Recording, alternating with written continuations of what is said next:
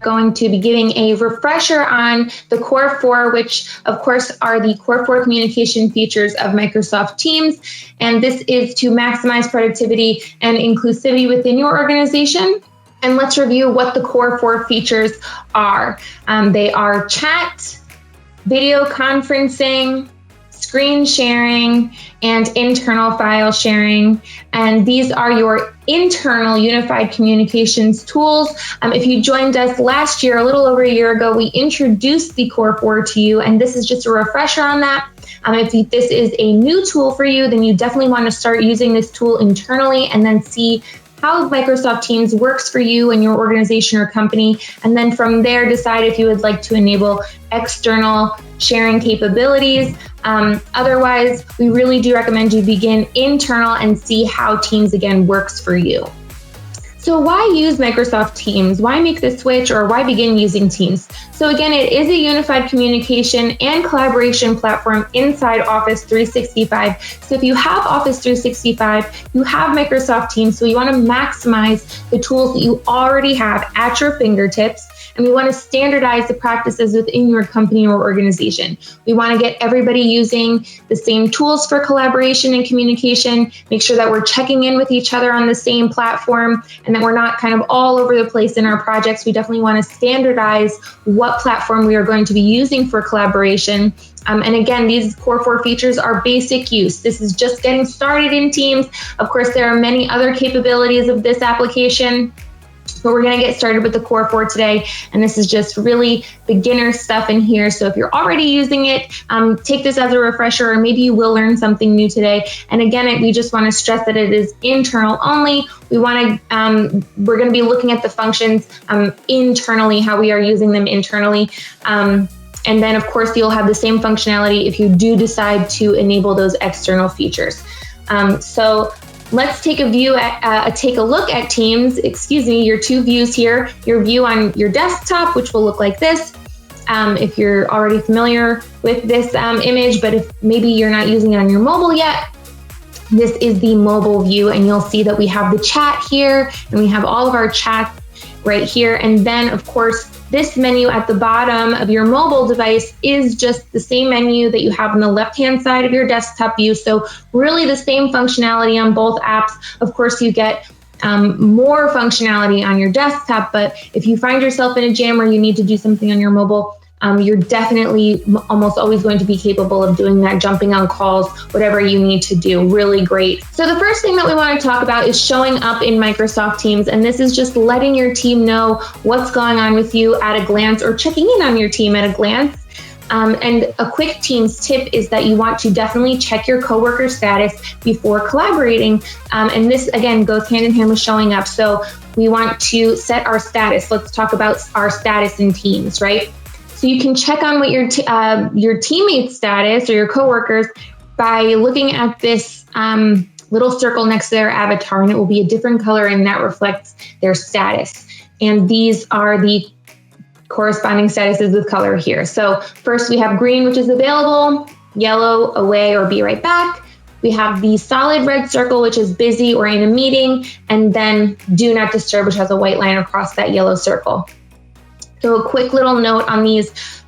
So if you are screen sharing, let's say, your status will be set to do not disturb by default, and everybody that you are screen sharing with will appear busy in that situation. Same thing with a call. If you're in a Teams meeting, all of your status will be set to default to busy. So that's just a note on that. Some things just happen on default. So a way to change your status is to go up to your avatar, get the drop-down menu, and then you'll click here where it says available. You'll click on this drop-down menu here, and then you can set your status. You can set it to any one of these. You can set the duration of your status. If you want to start over, you want to reset your status to available, you can just hit reset. But another little thing you can do, and this is kind of like a flashback to AIM, if anybody remembers those days. So you can set your status message, and you can mention somebody in your status. You can show your status when people message you, which will come up right above this message box here. Your status will be displayed, which is nice. You can set it for a duration of time. And you can even schedule your out of office in here, which is a really cool feature that also syncs with Outlook. And this is how you will appear in Teams. This will be the icon that shows up when you are out of office. But let's take a look at scheduling that out of office message, because having it sync with Outlook is such a great and easy feature. So you want to make sure that you turn on automatic replies. And then that you check send replies outside of my organization, so that it will go to all of your external senders. Anybody that sends you a message or email will be getting this out of office message. So you'll type the message down here, and then of course click save. Or you can send replies only during a time period. So you can, if it's just going to be a day or maybe a whole week, you can set that for yourself, which is really, really nice. You'll enter the parameters of your absence and then click save. Now let's talk about chat, which is a really essential feature here. Of course, checking in with your team. You can connect one-on-one or in a group chat of up to 250 internal participants. What a wild group chat that must be. So let's take a look at starting a chat. So you'll of course go to the chat tab on the left-hand side of your screen over here, and then you'll see this icon here. And if you click that, it will start a new chat for you. You can enter the name of the person that you'd like to chat with at the top of your screen, and everybody in your organization will be loaded up in there, which is really, really simple for you. And then you'll type your message, of course, and then click the little paper airplane to send. Very, very simple to get a chat started. You can add participants to a chat, a group chat, which is really great. And we'll get into the other features of chat in just a moment.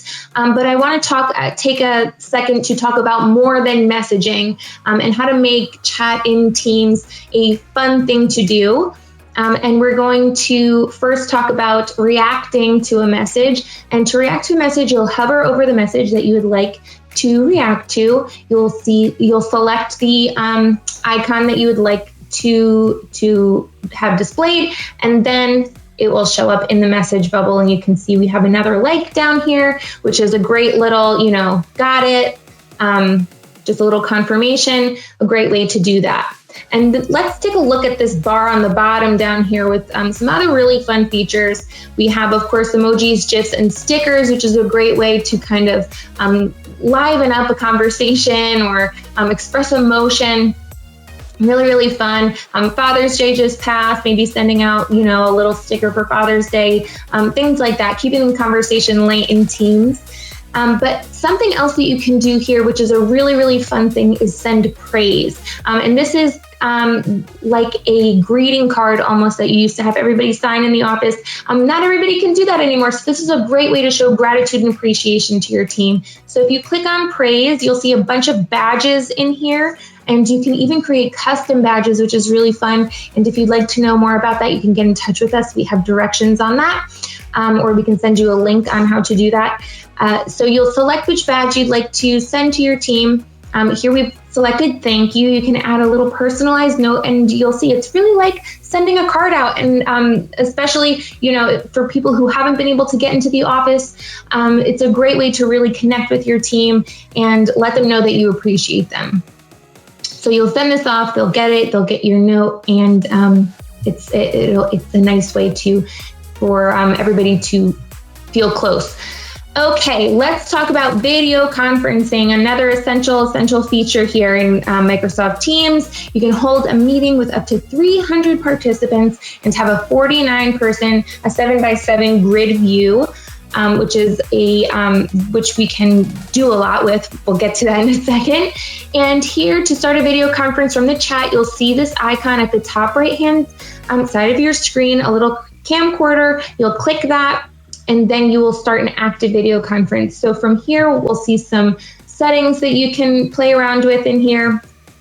Of course, first is the camera, which you can turn on or off. You can turn on or off your microphone to mute yourself. You can screen share in here during a video conference, which is really cool for that internal collaboration, just to all see each other and work on a document, kind of like a roundtable discussion.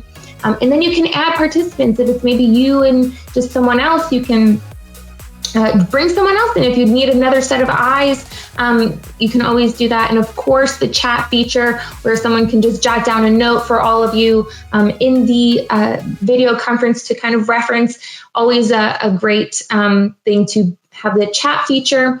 And then the 3 dots, we have a few more settings that you can play with. We have the gallery at the top of your screen. If you're screen sharing, we can blur our background, which is great as we're working from everywhere and anywhere lately.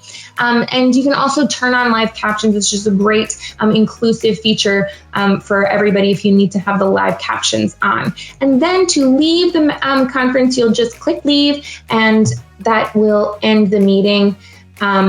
But of course, it's more than meeting. So if you joined us for that virtual inclusion webinar, this is kind of a deeper dive into breakout rooms and together mode. So let's take a look at these features. The first one being Teams Together mode, which is a really fun way to see everybody in one space.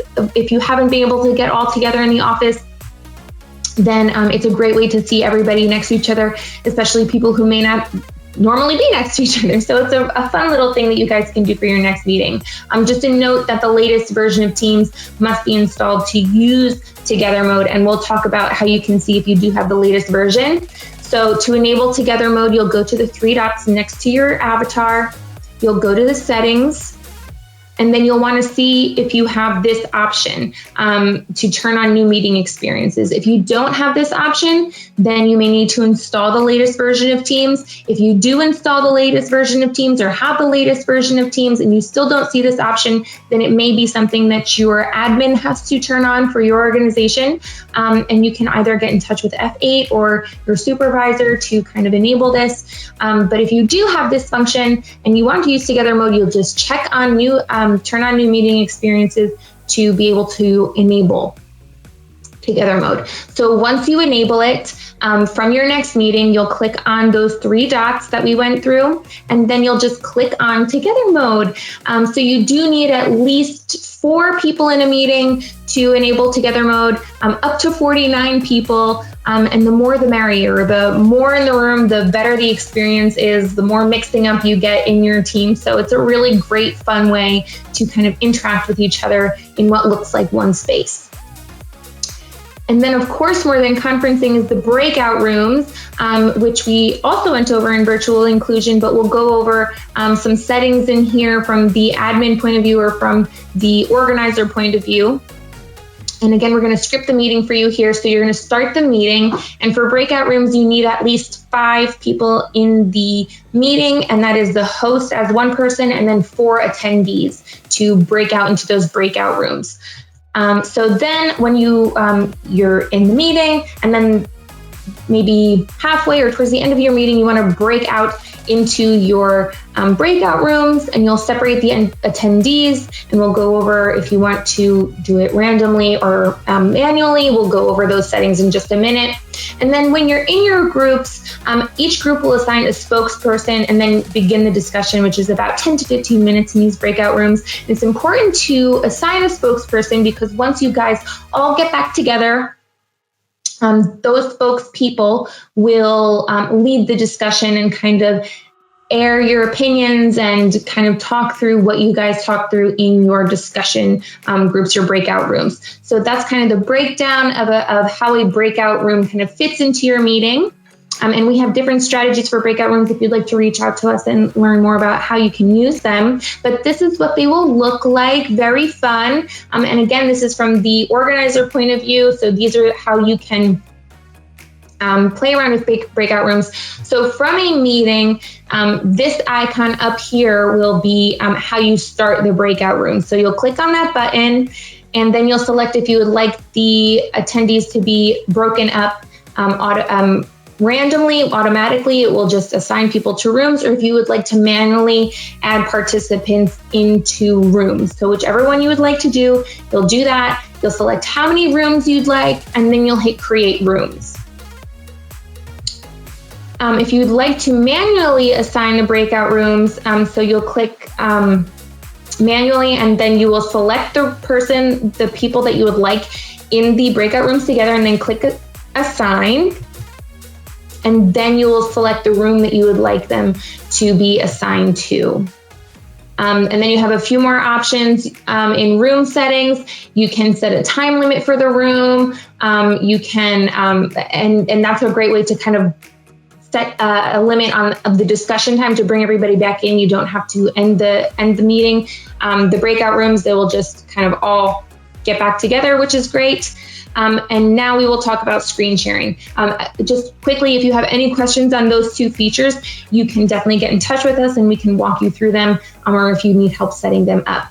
Okay, and now screen sharing. You can get feedback faster by holding a live review, which is where you would screen share and jump on a call together and kind of walk through an editing process instead of kind of endless emails or IMs and drafts being sent over and over and over again. You can kind of just sit down together and go through a live review. So let's talk about how you start a screen share. So from a chat, an active chat, you'll go up to the right-hand corner and you'll select this icon, and that is the screen share icon.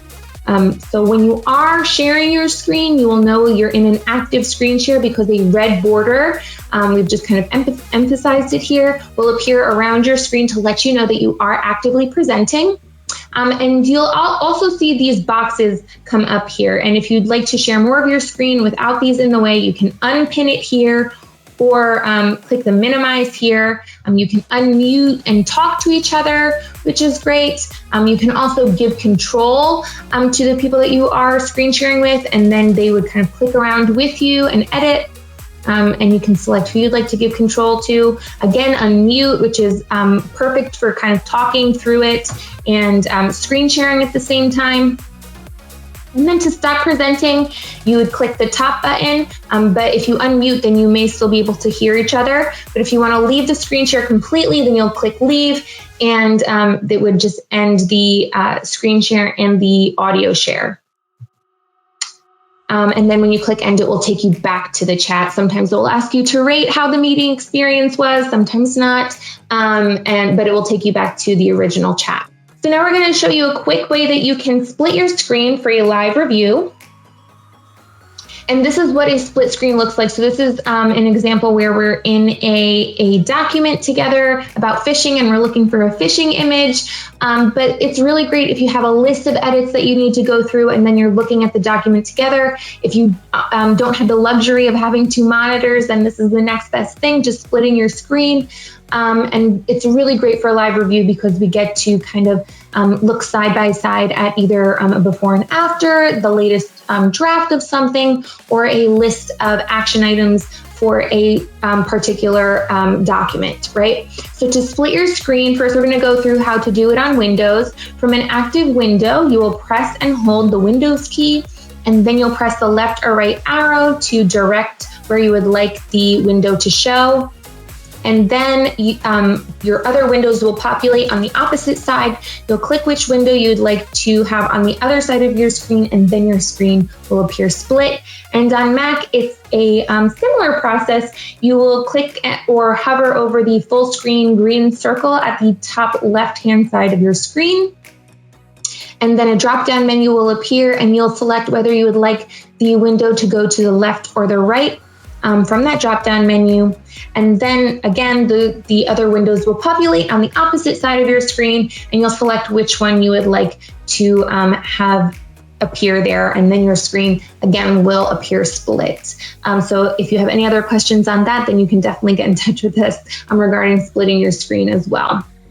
And last, we'll talk about file sharing. You can collaborate internally in real time inside the chat, and it's really, really simple to do in here, everyone. So first, we're gonna go to the paperclip at the bottom of our screen below the chat box, and then we'll select where we would like to upload the document from, either from OneDrive or locally from your workstation. You can type in a little message, what you'd like them to do with the document, any edits that you've made, just any kind of message in there, and then send off by clicking that paper airplane icon again. And then it will show in your messages right here. But you can also find it under the Files tab, which is really great for for collaborating, because the files will be available to both of you once you share that, that document. So here we go. This is the one that we've just shared, this article here. And if you go to the three dots next to that document, you can choose where you'd like to open or edit. You can download it, you can get a link to it.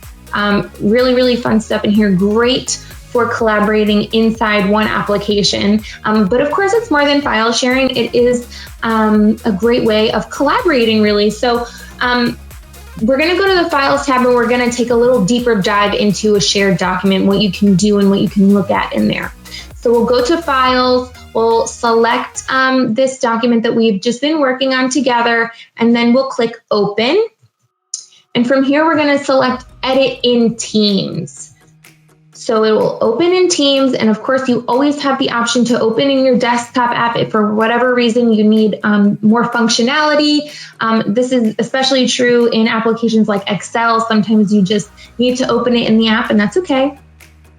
But if you're working in here, there are two functions that are really, really great. The first one is Catch Up, and this is kind of like a mashup of version history and track changes. So it will show you who has done what to the document since the last time you logged in. So it's a great way to kind of see the progression of a project. And then we also have Conversation, which is different than comments. Comments kind of sprinkle through the paper, but Conversation actually opens up the chat where you have shared this document. So you can go ahead and read through what you've discussed about this project. You can talk to each other in here while also working live on the document. If for whatever reason you can't get on the phone together, you can chat in here and work side by side together. So it's a great way of, again, either going through a live review or just collaborating and checking in as you're working. Great for teamwork. So let's go through a recap really quickly of the core 4 features. Let's review. The first one, of course, is chat. That's where you'll click to start a new chat.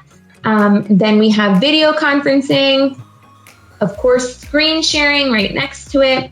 At the bottom of our screen, we have sharing files. And then, of course, at the top of the screen, we can access those files that we've shared in this chat. And that is the revamped version of the core 4 features of Microsoft Teams, the hub for collaboration, communication, and inclusivity. It was a pleasure meeting with you today to talk about Microsoft Teams, the core 4 functions for collaboration. I hope you have a great day, and I hope that we speak to you soon. Thanks again for joining us, everyone. Bye-bye.